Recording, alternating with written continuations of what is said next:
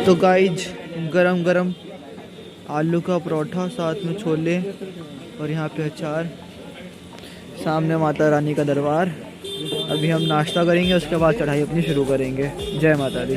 तो फाइनली 3 घंटे के ब्रेक के बाद 10:40 पे हम अपनी पद यात्रा शुरू कर रहे हैं दरबार तक के लिए। अभी हम जाएंगे बाणगंगा, वहाँ चेकिंग की होगी। उसके बाद हम अपनी आगे की वैष्णो देवी की चढ़ाई पूरी करेंगे। जय माता दी। तो हम लोग पहुंच चुके हैं बाणगंगा के रास्ते पे। अभी हम सब लगे हैं लाइन में, क्योंकि आप सामने हमारे द्वार देख सकते हैं। यहीं पे बाणगंगा स्टार्ट होती है। यहाँ पे हम लोगों की आईडी कार्ड चेक होंगे और हमारी चेकिंग होगी। उसके बाद हमें आगे जाने दिया जाएगा, जहाँ से हम अपना चढ़ाई शुरू करेंगे। तो हम लोग चेकिंग करवा के निकल चुके हैं चेकिंग पॉइंट से, और अब हम अपना वैष्णो देवी का ट्रैक शुरू कर रहे हैं। तो अभी हम देखते हैं हम कौन से रास्ते से जाते हैं। तो ये जा रहा है पुराना रास्ता, और ये है वैष्णो देवी जाने का नया रास्ता, बिल्कुल नए लोगों के लिए। यहाँ से 1-2 किलोमीटर लंबा पड़ता है, पर रास्ता ये प्लेन है, चढ़ाई कम है, तो इसलिए रास्ते को पता नहीं चलता है। यहाँ पे आप खच्चर अच्छर देख सकते हैं। अगर आपको खच्चर पे सवार, इसमें से एक वैदिक है। अगर आपको कोई वैदिक दिखे तो वैदिक को पॉइंट आउट मारिए। तो हम लोग पहुंच चुके हैं बाणगंगा पे। माना जाता है हनुमान जी को प्यास लगने पर माता ने उनके आग्रह पर धनुष से पहाड़ पर बाण चलाकर एक जलधारा निकाली, जिसका नाम बाद में बाणगंगा पड़ा, और माता ने वहीं पे अपने केश धोए। हनुमान जी ने अपनी प्यास बुझाई। यात्री आज भी यहाँ आके अपने आप को शुद्ध करते हैं और अपनी यात्रा को शुरू करते हैं। तो हम लोग जा रहे हैं ताराकोट मार्ग से, जिसे लोग नए मार्ग भी कहते हैं, क्योंकि ये जो रास्ता है 2018 में बन के तैयार हुआ है। और ये रास्ता 2-3 किलोमीटर लंबा है पुराने रास्ते के कंपैरिजन में, क्योंकि इसमें चढ़ाई कम है और लोग इससे आपको कम मिलेंगे, क्योंकि लोग नए रास्ते से जाना ज़्यादा अच्छा मानते हैं, क्योंकि वहाँ पे माता के प्रथम चरण दर्शन पड़ते हैं, जिससे माता की चरण पादुका भी कहते हैं। यह वह स्थान है जहाँ माता ने भागते भागते मुड़कर भैरवनाथ को देखा था। यह अपनी सेकंड चेकिंग की जगह पे, यहाँ पे ताराकोट मार्ग पे जाने वाले श्रद्धालुओं की चेकिंग होती है। इसके बाद आगे चलने दिया जाता है। यहाँ पे आपको बहुत अच्छी फैसिलिटीज़ मिलती हैं, जो श्री माता वैष्णो देवी श्राइन बोर्ड द्वारा दी गई है। यहाँ पे आपको रास्ते में पूरे छोटे छोटे ऐसे शेड मिलेंगे, जिसके नीचे आप बैठ सकते हैं, या अगर बारिश वारिश होती है जिसके नीचे आप खड़े हो सकते हैं। और आपको ऐसे साइड में कुर्सियाँ बैठने भी मिलेगी, जहाँ पे आप बैठ के आराम कर सकते हैं। और यहाँ पे आपको वॉशरूम मिलेंगे, जो बिल्कुल फ्री टू यूज़ हैं, और जिसमें आपको सफाई बहुत ही ज़्यादा मिलेगी, जिसमें 24 घंटे सफाई भी होती रहती है। और आपको रास्ते में वाटर ATM भी मिलेंगे, जिसमें आपको जैसा अगर आपको गर्म पानी चाहिए, या आपको ठंडा पानी चाहिए, आपको सादा पानी चाहिए, आपको सब तरह के फैसिलिटी मिलेगी। और ये श्रद्धालुओं को कोई दिक्कत ना हो, इसके लिए बनाया गया है।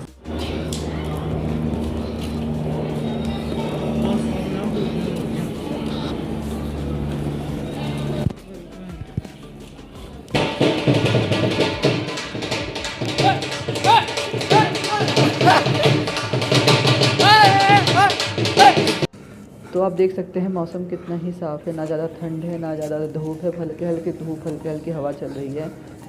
और यहाँ पे आप कितना ही सुंदर ऊपर से व्यू देख सकते हैं, नीचे से कटरा कितना ही सुंदर लग रहा है, जो हमारी सारी थकान मिटा रहा है। तो यहाँ पे मेरे सामने मैकडॉनल्ड्स की दुकान, जिसे देख के मैं कुछ ज़्यादा ही शौक हूँ।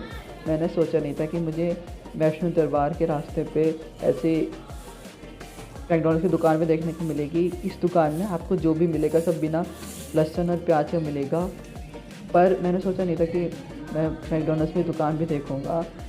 और यहाँ पे जो रेट्स हैं वो बहुत ज़्यादा सही हैं, मतलब जैसे इनके नीचे आउटलेट्स की दुकानों के रेट है, वैसे ही यहाँ पे हैं।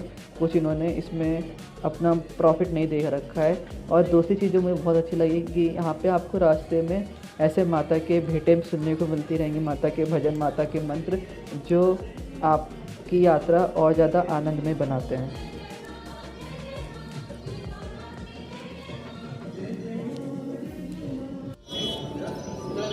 पतला हो जाऊंगा मैं तो। वैसे ही वजन कम हो गया चलो। तो मेरे सामने आप ये पार्क देख सकते हैं जो आपको ताराकोट मार्ग पे थोड़ी थोड़ी दूर पे मिलता रहेगा, जिसके अंदर बैठ के आप आराम कर सकते हैं और आसपास की प्रकृति का मज़ा ले सकते हैं। सामने आप मेरे विजुअल देख सकते हैं जो कि यहाँ पे सामने जो लंगर का हॉल है उसके सामने चल रहे हैं। और यहाँ पे फाउंटेन भी जो इस समय टूटा हुआ है, इसे कोई सही भी कर रहा है।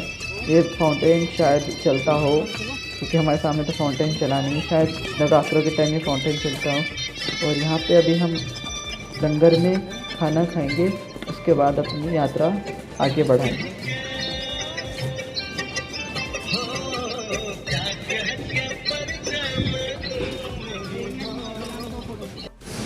तो यहाँ पे लंगर में हमें कद्दू की सब्ज़ी, दाल चावल मिला है।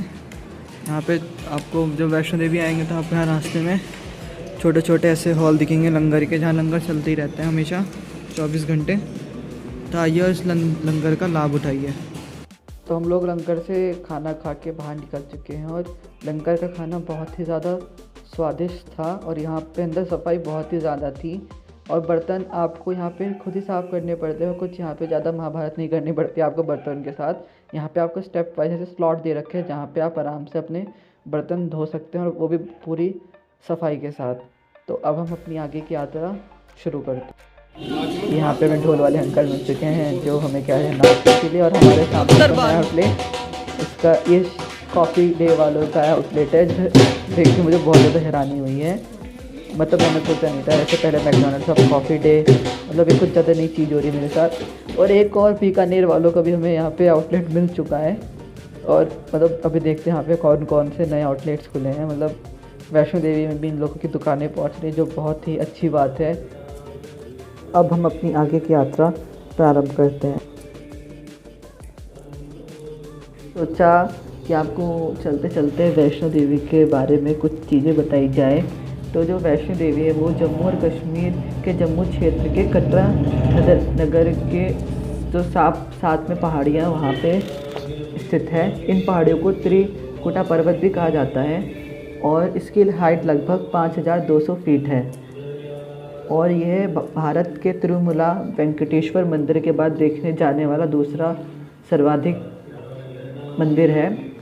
तो माना जाता है कि जो माता का जन्म है वह दक्षिण भारत के रत्नाकर के घर में हुआ था। और माता के जन्म से पहले उनके माता पिता नहीं संतान थे। तो जब माता का जन्म होने वाला था तो उनके पिता ने वचन करा था कि अगर बालिका जो भी चाहेगी वह उसके रास्ते में नहीं आएंगे। और जब माता का जन्म हुआ उनका नाम उनके घर वालों ने त्रिकुटा रखा, पर उनका जन्म विष्णु भगवान के वंश से हुआ था, इसलिए उनका नाम वैष्णवी पड़ा। और जब माता 9 साल की थी तो उन्होंने समुद्र के किनारे अपने पिता से विष्णु भगवान की तपस्या करने का आग्रह किया। और जब उन्हें पता चला कि भगवान विष्णु ने राम के रूप में अवतार लिया है, तब देवी त्रिकुटा ने राम को पति रूप में पाने की तपस्या शुरू कर दी। सीता हरण के बाद भगवान राम जब सीता को ढूंढते रामेश्वर तट पर पहुँचे, यहाँ राम और त्रिकुटा की पहली मुलाकात हुई। देवी त्रिकुटा ने राम को पति के रूप में प्राप्त करने की इच्छा प्रकट करी। भगवान राम ने देवी त्रिकुटा से कहा कि मैंने इस अवतार में एक पति व्रत होने का वचन दिया है। मेरा विवाह सीता से हो चुका है, इसलिए मैं आपसे विवाह नहीं कर सकता। देवी त्रिकुटा ने बहुत विनय किया। तब श्री राम ने कहा कि लंका से लौटते समय मैं आपके पास आऊँगा, अगर आपने मुझे पहचान लिया तो मैं आपसे विवाह कर लूँगा। तब श्री राम ने अपने वचन का पालन किया और लंका से लौटते समय देवी त्रिकुटा के पास आए। लेकिन भगवान राम की माया के कारण देवी त्रिकुटा उन्हें पहचान नहीं सकी। त्रिकुटा को दुख को दूर करने के लिए श्री राम ने कहा, देवी आप त्रिकुट पर्वत पर दिव्य गुफा है। उस गुफा में 3 महाशक्तियाँ महासरस्वती, महालक्ष्मी, महाकाली की पिंडी रूप में विराजमान है। आप उस गुफा में जाकर मेरी प्रतीक्षा कीजिए। कलयुग में जब मेरा अवतार होगा तब मैं आकर आपसे विवाह करूंगा। तब तक महावीर हनुमान आपकी सेवा में रहेंगे और धर्म की रक्षा में आपकी सहायता करेंगे। धर्म का पालन करने वाले महाभक्त की आप मनोकामना पूरी कीजिए। भगवान राम के आदेश के अनुसार आज भी माता उनकी प्रतीक्षा कर रही हैं और अपने दरबार में आने वाले भक्तों के दुख दूर कर रही हैं। तो हम लोग पहुंच चुके हैं अर्धकुमारी। ये आप ऊपर मेरे अर्धकुमारी का रास्ता देख सकते हैं, सामने भवन का रास्ता जा रहा है। तो माना जाता है कि अर्धकुमारी वह स्थान है जहाँ माता ने 9 महीने तपस्या करी थी, और जब भैरवनाथ उन्हें पकड़ने के लिए गुफा के बाहर आ धमके थे तो माता इसी गुफा से दूसरा रास्ता निकाल के बाहर निकल गई थी। और इस गुफा को आज भी अर्धकुमारी या गर्भजून गुफा के नाम से जाना जाता है। ये आप ऊपर देख सकते हैं, जा रहा है अर्धकुमारी का रास्ता। तो हमने सोचा है कि हम पहले दरबार के दर्शन करेंगे, फिर हम आगे वापस आके गर्भजून गुफा के दर्शन करेंगे। तो अब हम चलते हैं दरबार की ओर।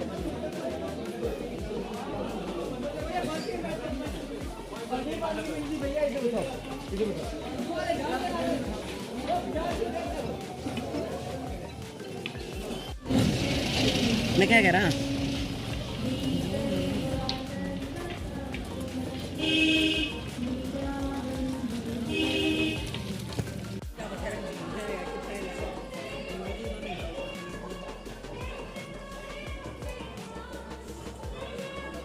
पुराने रास्ते और नए रास्ते अर्धकुमारी पे आके मिल जाते हैं, और यहाँ पे आप देख सकते हैं श्रद्धालुओं की संख्या बढ़ चुकी है।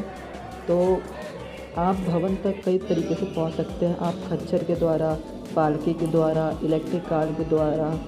आपको छोटे बच्चों को या सामान रखने के लिए आपको ट्रॉली भी मिल सकती हैं, पालकी लोग लेकर आते हैं, और आपको इलेक्ट्रिक कार भी यहाँ पे मिल जाती हैं। आपको जो इलेक्ट्रिक कार है और पालकी है, ये सब आपको अर्धकुमारी से मिलना शुरू होगी, जिसको आप पहले से ऑनलाइन जो श्री माता वैष्णो देवी श्राइन बोर्ड का वेबसाइट है, आप वहाँ से भी बुक कर सकते हैं। आप भवन तक हेलीकॉप्टर के द्वारा भी पहुँच सकते हैं। और पालकी आपको 700 या 800 तक की एक तरफ की मिल सकती है। इसमें आप 700 रुपये बड़े के मान के चलिए, और 800 रुपये आप छोटे के मान के चलिए। ये पूरा कटरा से भवन तक का होगा। आप जैसे जहाँ से भी आप पालकी लेंगे, सबके अलग अलग रेट होते हैं, पर कटरा से भवन तक का जो फिक्स रेट है वो शायद 700 या 800 के बीच का है। और जो खच्चर हैं उनके भी रेट इसके आसपास ही हैं। इलेक्ट्रिक कार है जो है वो आपको 354 रुपये अर्धकुमारी से भवन के लिए मिलेंगे, और भवन से वापसी अर्धकुमारी के लिए 236 रुपये। ये सीज़न टू सीज़न चेंज होता रहता है। अगर आपको भवन हेलीकॉप्टर तक जाना है तो ये आपको 3660 रुपये पर पर्सन पड़ेगा, जो कि कटरा से संजी छाहट तक आपको लेकर जाएगा। और अगर आपको हेलीकॉप्टर के रास्ते पे जाना है तो वो आपको उधरपुर रोड, जो कि बस स्टैंड से 2 किलोमीटर दूर है, आपको उसके लिए वहाँ तक जाना पड़ेगा।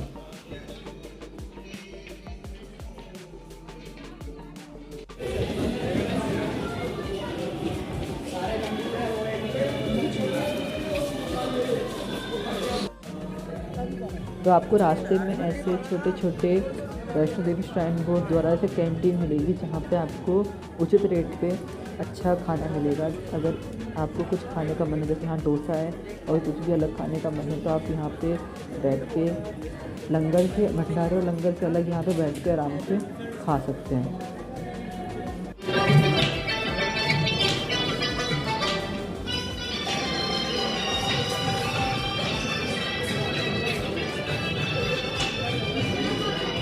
भवन कुछ ही दूर बचा है, तो मैं आपको आगे की कथा बताता हूँ। कहा जाता है कि अंत में गुफा से बाहर निकलकर कन्या ने देवी का रूप धारण किया और भैरवनाथ को वापस जाने के लिए कहा, और फिर गुफा में चली गई। लेकिन भैरवनाथ नहीं माने और पीछे पीछे माता के प्रवेश करने लगे। यह देखकर माता के गुफा के पहरा दे रहे हनुमान जी ने उसे युद्ध के लिए ललकारा, और दोनों का युद्ध प्रारंभ हुआ। और युद्ध का कोई अंत न देखकर माता ने भैरवनाथ काली का रूप धारण करके भैरवनाथ का वध कर दिया, और उनका गला भैरव घाटी, जो कि दरबार से 3 किलोमीटर दूर है, वहाँ जाके गिरा। कहा जाता है कि अपने वध के बाद भैरवनाथ को अपनी भूल का पश्चाताप हुआ और उसने माँ से समाधान की भीख मांगी। माता वैष्णो देवी जानती थी कि उन पर हमला करने के पीछे भैरव का प्रमुख मंशा मोक्ष प्राप्त करने की थी। तब उन्होंने न भैरव को न पूर्ण जन्म के चक्र से मुक्ति प्रदान करी, बल्कि उसे वरदान देते हुए कहा कि मेरे दर्शन तब तक पूरे नहीं माने जाएंगे, तब तक कोई भक्त मेरे बाद तुम्हारे दर्शन नहीं करेगा।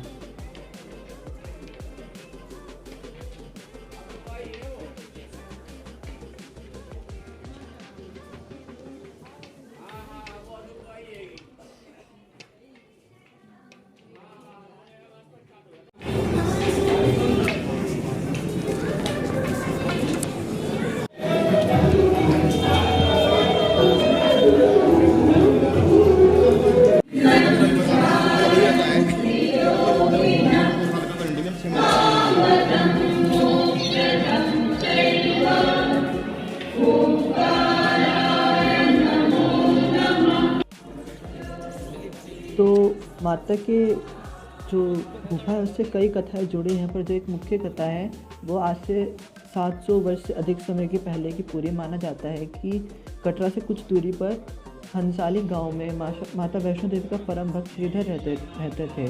वे निसंतान और गरीब थे, लेकिन वह सोचा करते थे कि एक दिन में माता का भंडारा रखेंगे। एक दिन श्रीधर ने आसपास के सभी गांव वालों को प्रसाद ग्रहण करने का न्योता दिया और भंडारे वाले दिन श्रीधर अनुरोध करते हुए सभी के घर बराबरी गए ताकि उन्हें खाना बनाने की सामग्री मिले और वह खाना बनाकर मेहमानों को भंडारे वाले दिन खिला सकें।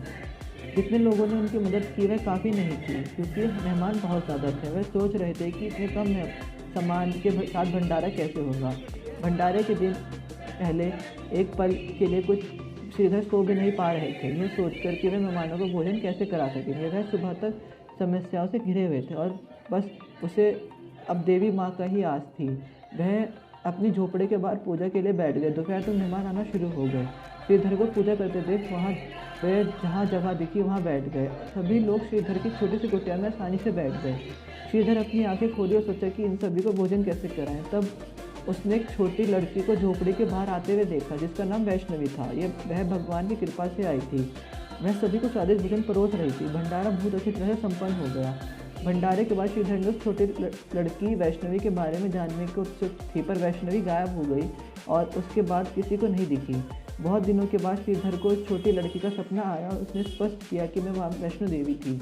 माता रानी के रूप में आई लड़की ने उसे गुफा के बारे में बताया और चारों बेटे के वरदान के साथ उसे आशीर्वाद दिया। श्रीधर एक बार फिर खुश हो गए और माँ की गुफा की तलाश में निकल पड़े और कुछ दिनों बाद में गुफा मिल गई। तभी वे वहाँ पर माता के दर्शन के लिए श्रद्धालु जाने लगे। गुफा में माता वैष्णो देवी की स्वयंभू 3 मूर्तियाँ हैं। देवी काली दाएं तरफ है, सरस्वती बाएं तरफ है और लक्ष्मी मध्य में है। पिंडी के रूप में गुफा में विराजित हैं। इन 3 पिंडियों में सम्मिलित रूप को माता वैष्णो देवी कहा जाता है। इस स्थान में माता का भवन कहा जाता है। पवित्र गुफा की लंबाई 98 फीट है। इस गुफा में एक बड़ा चबूतरा बना है। इस चबूतरे में माता का आसन है, जहाँ देवी त्रिकुटा अपनी माता के साथ विराजमान है। भवन वह स्थान है जहाँ माता ने भैरवनाथ का वध किया था। प्राचीन गुफा के समक्ष भैरव का शरीर भी मौजूद है। और कथा के ख़त्म होते होते हम लोग पहुँच चुके हैं दरबार की तरफ और यह रास्ता थोड़ी दूर, बस कुछ कदमों की दूरी पर हमारा दरबार आ गया है। बस हम थोड़ी दूर और चलेंगे, प्रसाद लेंगे और उसके बाद माता वैष्णो देवी के दर्शन करेंगे। जय माता दी। अगर आप वीडियो में अभी तक बने हुए और आपको वीडियो अच्छी लग रही है तो लाइक करिए, चैनल को सब्सक्राइब करिए और बेल आइकन दबाइए ताकि आपको आने वाली वीडियो की नोटिफिकेशन मिलती रहे। और अगर वीडियो नहीं अच्छी लग रही तो आप डिसलाइक भी कर सकते हो। कमेंट करके बताइए कि आपको वीडियो में क्या अच्छा नहीं लगा, और जिनको अच्छा लगा वो कमेंट करके लिखिए जय माता दी। जानने वालों के साथ वीडियो शेयर करिए अगर आपको वीडियो अच्छी लग रही है, ताकि वो भी माता के दरबार के दर्शन करें और उनसे जुड़ी कहानियाँ जान सकें। तो फाइनली 10 साल से चल के अब हम 5:50 पे माता रानी के दरबार पहुंच चुके हैं। अंदर यहाँ पे हम अभी लॉकर पे अपना बैग रखने आए हैं। वहाँ पे फ़ोन स्मार्ट वॉचेस अलाउड नहीं होते गुफा के अंदर, इसलिए हमें सब कुछ यहीं पे सबमिट करना पड़ेगा। इसलिए गुफा के अंदर की वीडियो नहीं बन पाएगी। तब भी मैं आपको अंदर के दर्शन के बारे में बताऊँगा। तो फाइनली हमारे माता रानी के दर्शन हो चुके हैं। हम 6 बजे लाइन में लगे थे दर्शन के लिए, क्योंकि उस समय आरती चल रही थी, इसलिए हमें लाइन में लगना पड़ा था। पर हमारे दर्शन आरती 1.5 घंटे चली, जहाँ तक 7:30 7:30 या 8 तक आरती चली। उसके बाद हमारे दर्शन हुए माता रानी के। दर्शन बहुत अच्छे हुए हैं। इस टाइम मतलब भीड़ कम थी और दर्शन बहुत अच्छे हुए। आराम से 2-3 मिनट आराम से हमने माता रानी के दर्शन किए हैं और सबके लिए मैंने मन्नत भी मांगी है। तो अभी देखते हैं हम क्या करते हैं आगे, फिर मैं आपसे मिलता हूँ। अगर नहीं जाते तो ये ब्लॉग का अभी का एंड होगा, बाकी हम देखते हैं बाद में क्या करते हैं। तब तक के लिए जय माता दी। तो हम लोग पहुंच चुके हैं अर्धकुमारी पर। यहाँ वैदिक खच्चर पे बैठ रहा है। हम लोग अर्धकुमारी पे गए थे, पर हमें पता चला कि अर्धकुमारी की गुफा में जाने के लिए गर्भ गुफा, जून गुफा कहते हैं, उसके लिए बैच नंबर लेना पड़ता है और वो गुफा के कपाट कुछ उसी टाइमिंग तक खुलते हैं और वो इस समय बंद हो चुके थे, इसलिए हमें निराशाजनक जाना पड़ा। हम भैरवनाथ के भी दर्शन नहीं कर पाए, क्योंकि जब हम वैष्णो देवी में थे तो किसी ने कहा, मतलब नीचे दरबार के पास किसी ने कहा कि भैरवनाथ के कपाट जल्दी बंद हो जाते हैं, तो वो हमें मिस इन्फॉर्मेशन मिली थी। हमें बाद में पता चला कि भैरवनाथ के कपाट पूरी रात खुले रहते हैं। तो वैदिक थक गया था, इसलिए वैदिक अब खच्चर से जा रहे हैं और हम लोग पैदल उतरेंगे। कल जाएंगे हम पत्नी टॉप। फिर मैं मिलता हूँ आपसे वहाँ पे, तब तक के लिए जय माता।